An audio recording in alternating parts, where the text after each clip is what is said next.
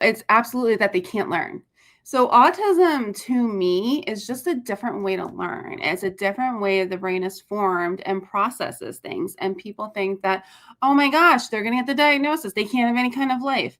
Not true whatsoever. That's literally what inspired my books and kind of a theme through about half my books, 2 of my series.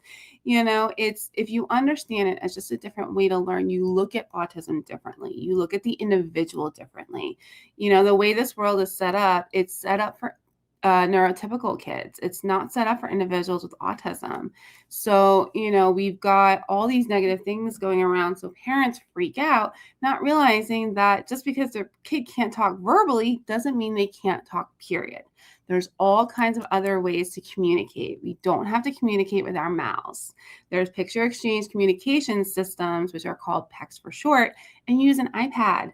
You can carry around. They call it a talker in my district that I work in as an intern right now. They call it a talker, and it literally, you train the individual to press different kind of apps and it makes a sentence for them. They don't need a mouth to talk. And even if they are using a talker, it doesn't mean they can't drive, that they can't hold a job, that they can't, write a book, or go to the beach or go to the aquarium like you see in my books, that they can't have friends. So my biggest thing with that is that I tell parents and families, your child is only limited by you. Treat them the same as any other child. If they fail at soccer, okay, put them in something else, see what else they like to do.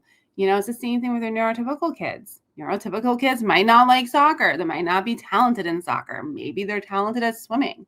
I've met a lot of individuals with autism that are amazing artists. That's why half my books are illustrated by individuals with autism.